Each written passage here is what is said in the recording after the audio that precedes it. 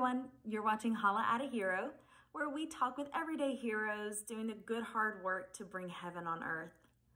I'm Charity, and I'm the Director of Connections and First Impressions at Church of the City East, and I'm so stoked to get to share my conversation with Ryan from People Loving Nashville. People Loving Nashville is a missional partner of Church of the City and a nonprofit that serves one of Nashville's most vulnerable populations. Each week, Ryan and a team of volunteers go into different camps and communities and serve food and clothe our unhoused neighbors and those experiencing homelessness. In this episode, Ryan shares a unique opportunity for us as the church to wrap around People Loving Nashville in a special way. And I'm excited to share that opportunity with you guys. To learn more about that special project and the work that People Loving Nashville are doing daily, give them a follow on their socials and visit peoplelovingnashville.com. And don't forget to subscribe to Church of the City East Nashville YouTube channel so that you don't miss an episode of Holla at a Hero or some other great content that we're working up for you guys. I miss and love each and every one of you. I hope you're staying well and washing your hands. And I hope you're having a fabulous day. Love y'all.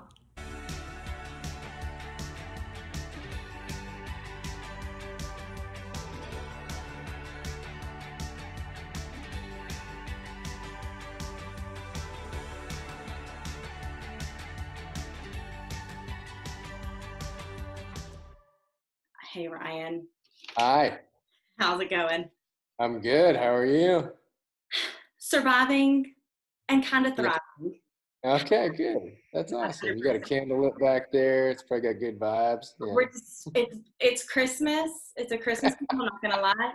That's awesome. We burned through all our sage. We can't sage anymore. There's nothing. So awesome it is. But for those of you that don't know, this is my friend Ryan. He's with People Loving Nashville, who is one of our missional partners with Church of the City, and we are so stoked to get to chat today. Ryan, tell us about you. Tell us about People Loving Nashville for those that may not know. Yeah, sure. So People Loving Nashville has been around for this upcoming year. It'll be 12 years. We committed to bringing meals to the streets of Nashville. Just a small group of us, 5 of us said, hey, we're going to bring 5 meals downtown. We started doing that, and we haven't missed a Monday for 12 years of doing that. It's wild. We definitely did not set a goal of we're going to do this forever. We thought we'll just do it until it doesn't feel right. That group of 5 grew fairly fast until about 50 volunteers that were coming in and out within about 6 months. And so now that 5 meals that we've served is grown to 300 to 400 meals every week. And so one of our main things that we do on Mondays is, and again, this is all, I need to rewind because this is all just biblically mandated instruction that we're like, we should do what the Bible says. And so Matthew 25, bring food to the hungry, drink to the thirsty, clothing to those who need clothing, welcome the stranger.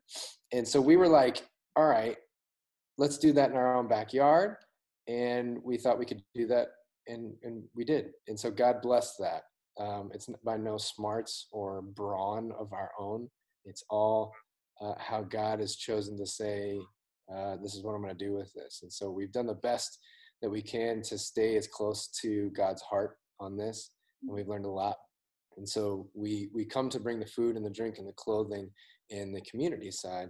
And we've seen why God has called us to do that.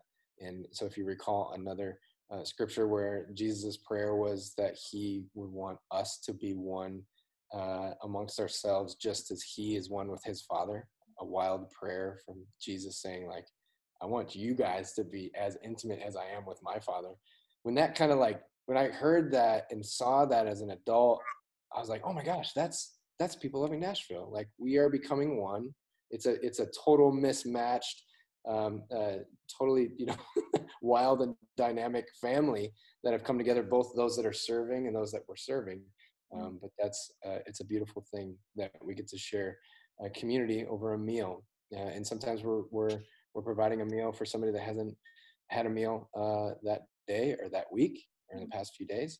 And some just come for the community aspect of it. And so we try to we come, with relief of food and clothing, and also emergency supplies, tents and sleeping bags when we have them, hygiene products.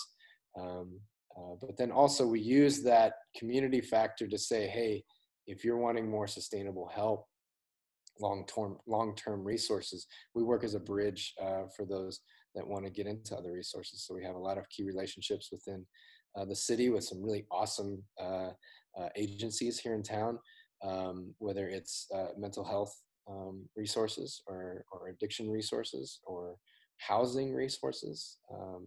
We try to just help be a buddy in between that gap between people who are like, I need help, and those that can help. And so we try to walk alongside as best as we possibly can in the midst of that. We also work to try to educate and enrich our volunteer base. And we've worked pretty hard this past year to bring a lot of resources that we're going to work to expand those resources to educate our volunteer base on what the Bible says about feeding the poor, or working with the poor, and then also, how we can do that well in this day and age. That is so smart. That is so wise to do. Yeah, it's funny. We used to say, or I used to say, I don't want to say we, I used to say, if you want ministry, go to church. This is a ministry to the poor. And then it was like, wait a second, we're all like-minded people, and none of us are professionals in this thing. It's like, maybe we should turn that down and say okay, we can be a place that we can share this like-mindedness and just walk through this as best as we can with the Bible in our hand, in shoulder to shoulder. And just to say hey, God, what do you want to do with this? And what do you want to do with that? So really beautiful things, small projects that have come out of this have been really beautiful. Friends that have gone and been man, I've talked to a lot of people that they just like a new book here and there. So we started a little book drive, and we have a give one, take one library, People Living Nashville library. Another guy was like, man, there's a lot of Bibles being given out, but I was hearing that people couldn't read them because they couldn't see the words. So he's like, I'm going to bring glasses down. And so he's bringing readers. He brings, I don't know, 50 to 100 readers every week. So people can actually, and he's got a little chart. He's not like an eye doctor or whatever, but he has a chart, and he kind of helps people get dialed in. But there's no professional in this. So, I mean. Oh, zero professionals. Yeah.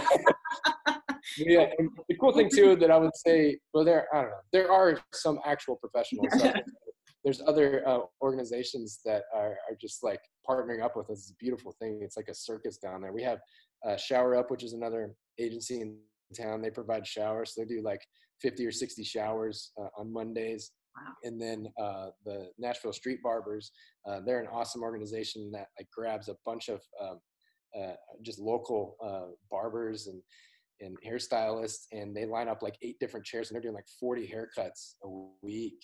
And I'm telling you, these are the for real barbers, the $100 haircut people. Mm-hmm. People, whatever, they're coming down. So those guys are professionals. And they're doing incredible haircuts, designs and stuff. And then we also have Hope Clinic for Women that partners up, and they come down and they provide feminine hygiene counseling. And then they bring a resource truck down actually to do anything from ultrasounds to pap smears to any sort of testing as well. And they offer full-on counseling. So it's a gateway into these other things. Oh, and another thing, we just solidified this right before COVID with Centerstone, where we're going to have 2 resource managers coming down to do mental health, direct mental health. You need mental health help, we got you right now, and sign them up and get them into the system. And so it's really exciting stuff that happens on Mondays. And it's incredible how fast it happens. It's wild. You got to come see it at some point. Yeah, definitely. Yeah. I mean, and that's what relationship is. You just find out needs and then know somebody that knows somebody. And yeah, and that's all it is. I find that sometimes we provide the meal and the structure, the infrastructure, but it's bring what God has put on your heart, or give or the talents that he's given you. Bring that, because I feel everything that we have can and should be leveraged somewhat for the poor. Totally. As far as our gifts or our access or our relationships, our money, our time, our margin within our head, we can offer that. Absolutely. I think some people would be like, oh no, you have to be a professional to do that. I'd be like, you can be, but you don't have to be.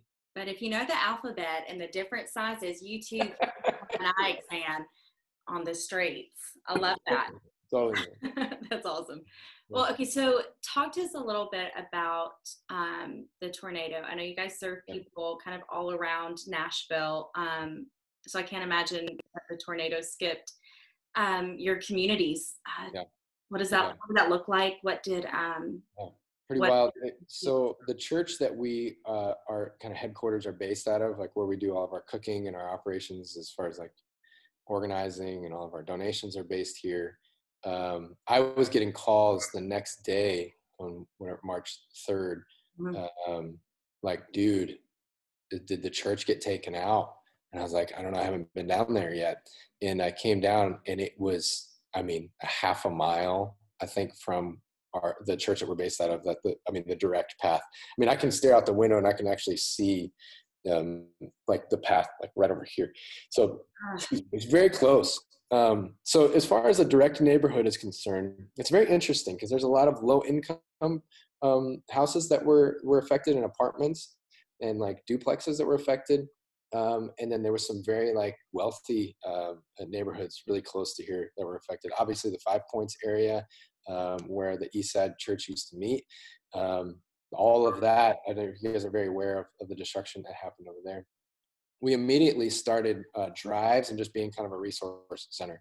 And we were working and talking with other organizations. We chose, as people loving Nashville, to be more of like a response than like dive in, because what I found out was like there was a lot of different organizations and it was happening. And I was like, man, I don't feel like we need to clog up those lines. We're going to receive resources, and we're here for the long haul. We've been doing this every week, like I said, for 12 years. We're going to be doing this every week until God says you guys need to stop. So I was like, let's be a resource. Let's listen to the neighborhood. Let's receive resources and then be able to give those out in a long-term fashion. So we did that.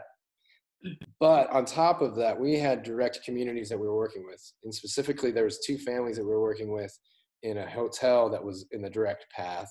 So I literally like pulled them out of the rubble, but like they were inside the hotel and it was condemned the next morning, and like literally driving over rubble to be like, what are you guys doing? It was like a state of shock. And so taking care of them and just getting them to a sustainable place was one thing that we did. We also, there's a camp that we were fully activated in, right in that Ellington area, right where the tornado kind of jumped over the highway. That, we're just like, oh my gosh, where did everybody go? And when is everybody okay? So it was kind of like a sustained effort of just engaging with those individuals and helping with them. And then when we, so that was on a Tuesday, I believe, or yeah, it was on a Tuesday. That following Monday, we were back to the streets with all of our resources and accepted. It was like in a consecutive, like 4 weeks of rain. It was wild. So I didn't even take account, but we gave out hundreds of sleeping bags and hundreds of tents, tarps, rain gear, food. It was wild. We saw a whole new like wave of people that we've never met, never seen before, and that are hitting the streets because of this tornado. And so like a lot of what we did, we didn't shift too much. We were already in the lane to be able to help with crisis. But we did realize, man, there was a whole new slew of people that were still trying to navigate things. And so we kind of, again, we kind of worked with certain individuals that were like, I don't know what to do. Like, okay, here's where you go. And we tried to educate some of our volunteers to go, here's the place where you can go. Here's the shelter. Here's the resources that you can take advantage of. And go here and start there. And we will be here every Monday. When you need something, you come back and see if how we can help. And so I hope that paints a picture. Like it's just like a regular every week sort of thing, using our platform to be able to give out to like long-term sustainable, whether it be housing or financial assistance. But then, our main thing is community and relief, man. And so that was like, in some ways we were already there doing it. And we just kept doing what we were doing, but obviously in a more intense fashion. Definitely. I mean, just thinking about the things that people lost and because of like the extreme weather and then new people navigating that space. That's Mhm. that's wild. Yeah. And it Um, was wild too while we were doing our drive here at the church because we were right in this neighborhood. It was like those few days after that, I mean, there was just people walking around going, I don't have a house anymore. I'm like, oh my gosh. Like I sat down with, I don't know, probably half a dozen individuals just crying and just having a meal going, I'm not sure what the next step is. And it's like, I don't either. Like, what do we do? And so we just talked through options. And it was just interesting that people just kind of said, I'm going to go to a church. I'm just going to go find a church and just go sit with those folks. And it was awesome. We had about 20 or 30 volunteers at those days we were doing the drives, and they were just there to receive people. And it's a beautiful thing. Cause I yeah, think one thing that is always needed is just to sit down and mourn with those that are mourning. yeah, Yeah. And wow, rejoice with those rejoicing too. And people are yeah. like, ooh, I have an option, or I can go this direction. Oh, let's do this. And it's like, okay, we can celebrate that with you and help you along the way. I love that.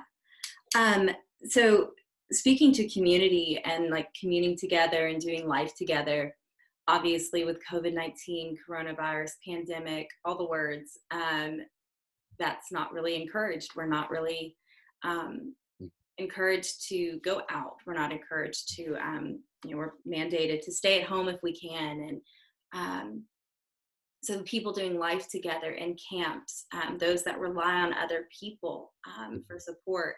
How has COVID-19 and the pandemic affected the work for People Loving Nashville? Sure. Yeah. It's had an interesting effect. The number one thing that, as far as on the operations side, it's completely changed how we do things. So we normally have 70 to 100 volunteers that will come and do the meal and all the services that we do. And that's not including the other agencies. And so you can imagine like there's 70 to 100 people coming in to bring a meal and clothing and emergency supplies, but then also having margin because the amount of work can be divvied out 70 different ways, right?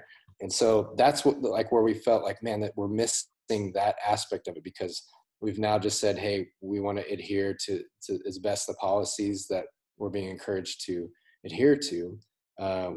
We have special, you know, they're allowing, like the state and the city have said, hey, you guys are considered, essential services. So we have permission to be able to go out and do what we're doing. And so we decided to bring our volunteers to about 10 people. And so and then we're going down earlier and we're encouraging no congregating as well. So we're just trying to bring education to the streets. And so it's shifted a lot of that social aspect. Mm-hmm. Like I mean, it's there, when people are standing in line, we're asking them to space 6 feet apart and we're able to have conversations from like 2 arms lengths apart. And yeah, there's still communication happening. And so at that first Monday, we were like, oh, like this just feels like we feel so distant. Mm-hmm. And so we did a few different things. We're just kind of coming up with creative things. One thing was that we had each week we're having a volunteer write a letter that we copy and put into the meal. And so it's just a personal letter of just saying, hey, we miss you. We're so sorry that we can't hang, and just, biblical truth with encouragement. And it's just been really beautiful to see that. A lot of people have been responding really well to that, just saying, hey, you guys didn't have to do that. Thanks for that letter. That's really special.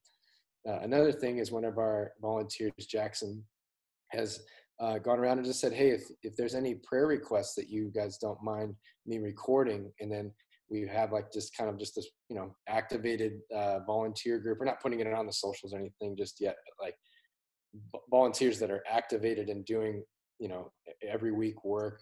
Like we put it on that platform for the community to be able to pray for individual needs. And so that's been a beautiful thing as well. And I know we're brainstorming some extra ideas that we might roll out this upcoming Monday, like because there's like a long line of people and it's just somewhat dreary because like nobody's really like, it's not a social atmosphere. It's like Factory work. Yeah, it's factory. So we're like, okay, what if we did like like at pubs and bars where they do like trivia night? Yeah. Like we had a guy, so like one of my friends would be perfect at it. So I was like, I just called him and he called while we were talking. And I was like, dude, what if we did trivia one of our volunteers, Joanna, she was like, "You should do trivia. Like, put them on a speaker and be like, Yeah. hey, Justin, we're doing trivia." And like, and like, I don't know, maybe we'll give out door prizes or something while people are waiting just to That like. is awesome. Yeah. And then one of my friends is like, "What if you did like a Mad Lib and just like read it?" Like you walk down the line and be like, "All right, give me a noun." I mean, that could get really That could be bright. You know, yeah. Oh, I mean, but I don't know. Mad Libs, that sounds funny to me. So anyway, we're like, as much as it's like heavy and dreary, I think we can provide a tad bit of like levity, and just pressure release, because that's like one thing that people live in Nashville, I feel like could do, because it's not as like, I don't know, it's not as sexy as like it might seem sometimes, where it's like this happy circus, because sometimes it's like, oh, this is really tough, or sometimes there's people that are fighting. Yeah. And so we just try to come with like, I don't know, we made some cornhole boards, and like, we try to bring a little bit of, again, like we realize the value of play and laughter and levity amongst heavy town. So That's so important. I feel like I'm rambling. I'm sorry. No. This is queen of rambling. I'm not. No judgment is coming from here. Okay. So what are y'all's needs? So obviously things have changed. So what do the needs look like for your community? What have you found Totally. that we the church can do for you guys, or help? Yeah, totally. We've been on week 3 of sort of COVID response with these new protocols, and we've just been listening to the community. One thing that we're realizing, not only with the community that we're serving, but now with this crisis, a lot of the outreaches and agencies are now actually using this opportunity to communicate really well and to organize. And so that's been a really cool thing to do. To like, we've always been partners and friends, but so much so now we're like, hey, we're going to really have to dial in what's happening and make sure nobody's falling through the cracks.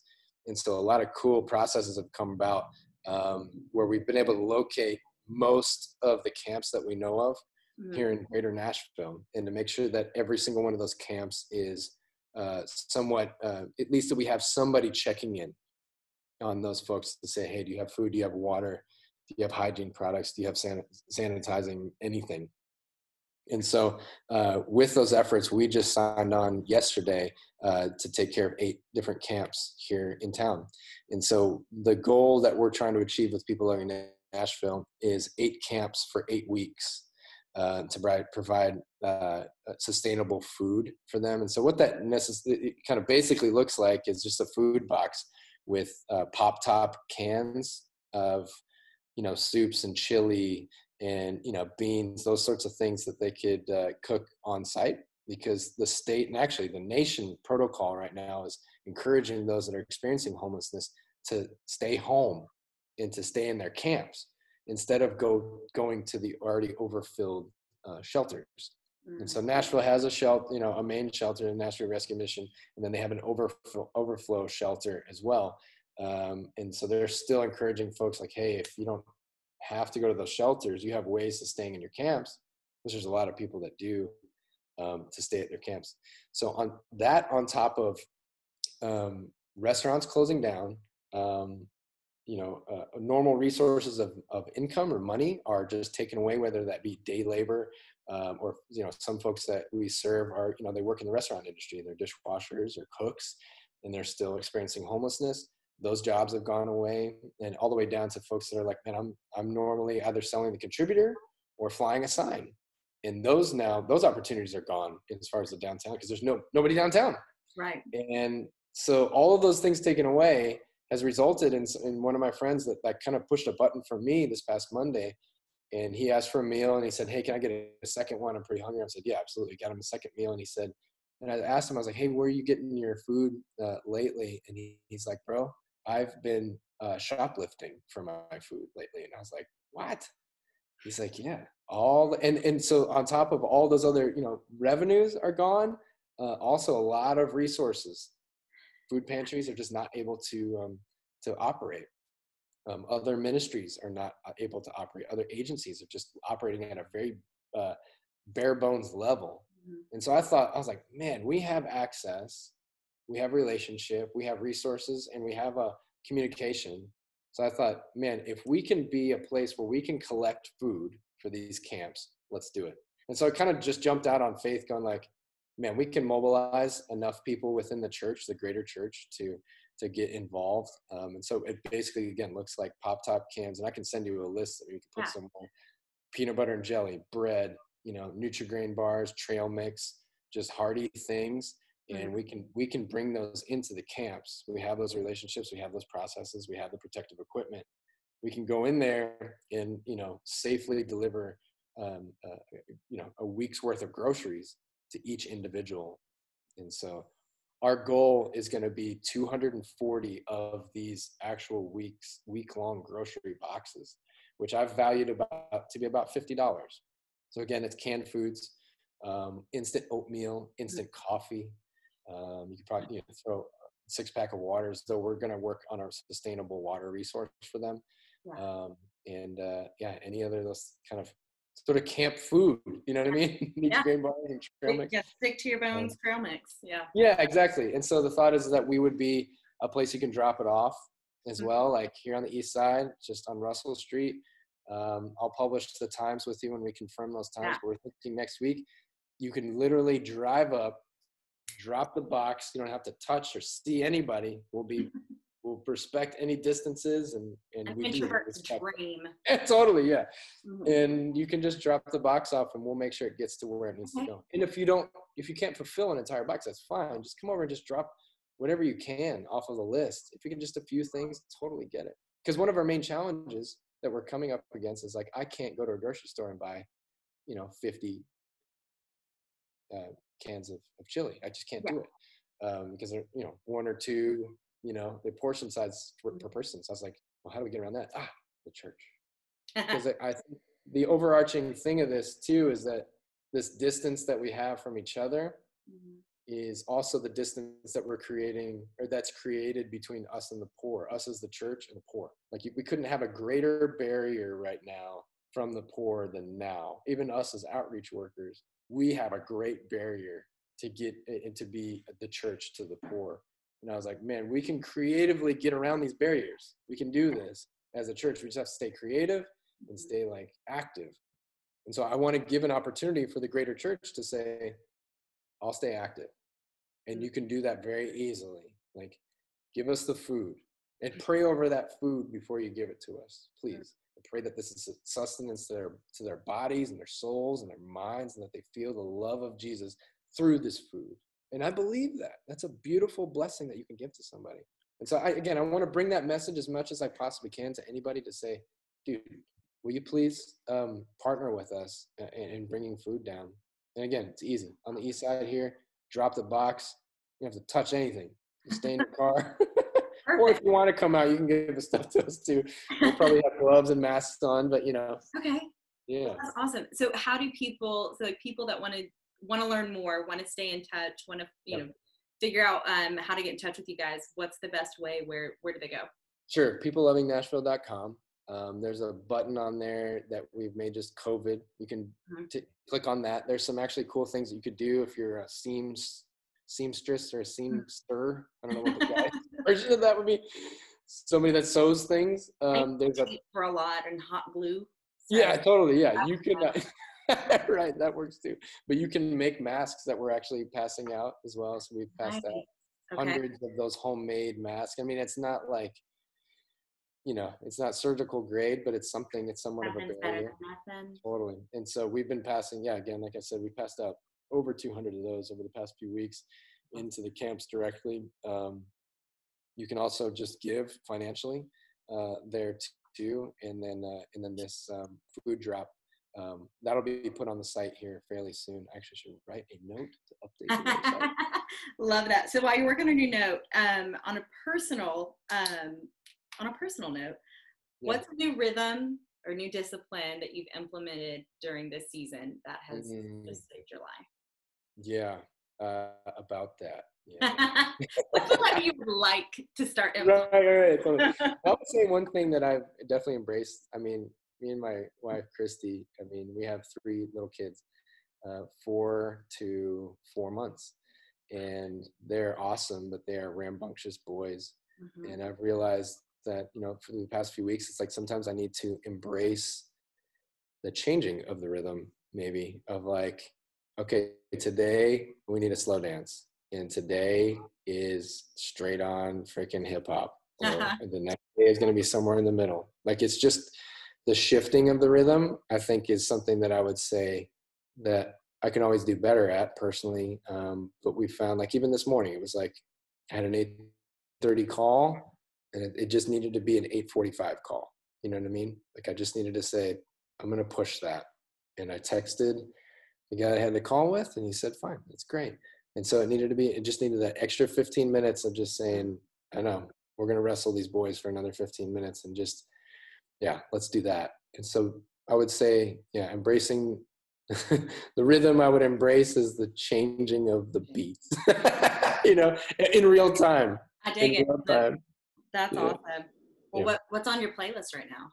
What's today's playlist? Oh, today? Oh my gosh. Today's kind of a steady Eddie jazz, I guess. Okay. It's like it doesn't feel crazy as it did yesterday. Yeah, because we're like, okay, now we have a plan. Now we just need to put all the pieces together, but they're very dynamic and the key changes. Okay. Yeah. That's awesome. Ryan, thank you. I know you're busy Yeah. and all the things. I so appreciate your time. I'm stoked to get to share this with our people. If you guys want to find out more, hit up peoplelovingnashville.org. .com. Oh, sorry, .com. Yep. .org. Yeah, I know we got to get that thing. It costs money, man. It costs money. Yeah. So true. Well, we love you guys. We're so grateful for you. Thank you, guys. Yeah. Check them out. Yeah, thank you. See you.